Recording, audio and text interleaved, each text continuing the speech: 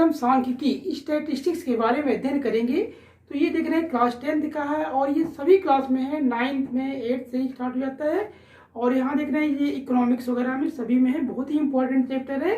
तो इसमें देख रहे हैं सांख्यिकी जिसे देख रहे हैं ये इसकी डिफिनेशन दी गई है कि सांख्यिकी शब्द का शाब्दिक अर्थ संख्या से संबंधित शास्त्र होता है। अंग्रेजी का स्टैटिस्टिक्स शब्द लैटिन भाषा के स्टेटस शब्द से बना है, जिसका अर्थ है राजनीतिक शास्त्र, जिसका अर्थ राजनीतिक शास्त्र है। तो सांख्यिकी वह देखेंगे, सांख्यिकी वह विज्ञान है जिसमें किसी अनुसंधान रिसर्च क्षेत्र से संबंधित आंकड़ों का संकलन, वर्गीकरण, सारणीकरण, प्रस्तुतिकरण, विश्लेषण, निर्वचन तथा पूर्वानुमान किसी निश्चित उद्देश्य की पूर्ति हेतु किया जाता है। तो सांख्यिकी में हम बहुत सारे आंकड़े इकट्ठा करते हैं और फिर उन आंकड़ों से हम उसको एनालिसिस करते हैं, विश्लेषण करते हैं। अब इसमें सांख्यिकी में सेंट्रल टेंडेंसी, किसी भी एक बिंदु तक बहुत सारे आंकड़े इकट्ठा करके हम एक निश्चित बिंदु तक पहुंचते हैं। तो जो हमारा निश्चित बिंदु होता है उस बिंदु पर पहुंचने को हम कहेंगे केंद्रीय प्रवृत्ति। उसको कहते हैं केंद्रीय प्रवृत्ति, मतलब सेंटर में पहुंचने की प्रवृत्ति, टेंडेंसी, सेंट्रल टेंडेंसी। तो आंकड़ों की किसी एक संख्या के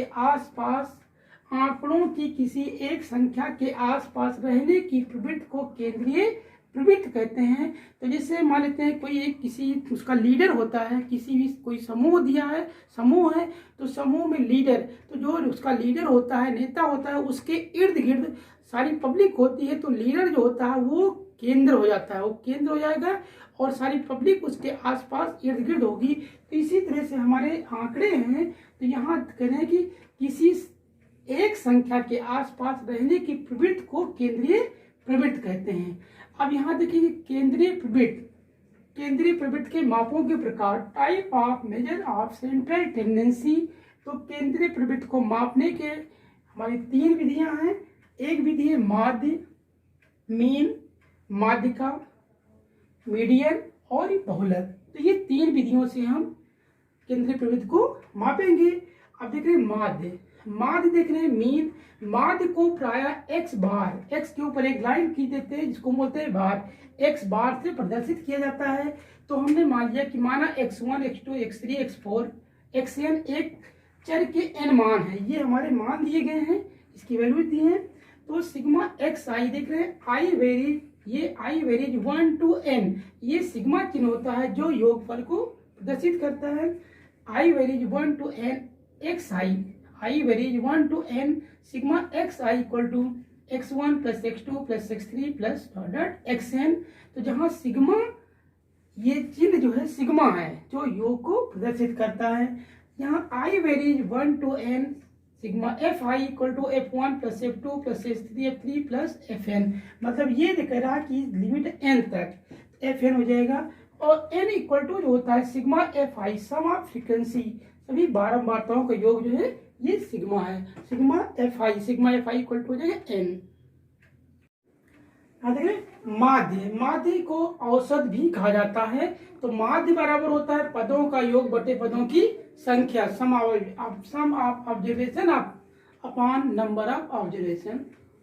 x bar equal to x1 plus x2 plus x3 plus x xn। मान ली हमारे n चर दिए गए हैं अपॉन n नंबर ऑफ चर दिए हैं, तो ये हो जाएगा सिग्मा xi अपॉन n। माध्य को देखिए ज्ञात करने की हमारी 3 विधियां हैं। माध्य मीन को देखेंगे, एक होती है प्रत्यक्ष विधि, डायरेक्ट मेथड है, x bar equal to sigma fi xi upon sigma fi। f क्या है, हमारी बारंबारता है। तो यहाँ देखेंगे fi इक्वल टू होता है f1 plus f2 plus f3 plus f4 fn। और यहाँ देखेंगे ये बारंबारता हो जाती है।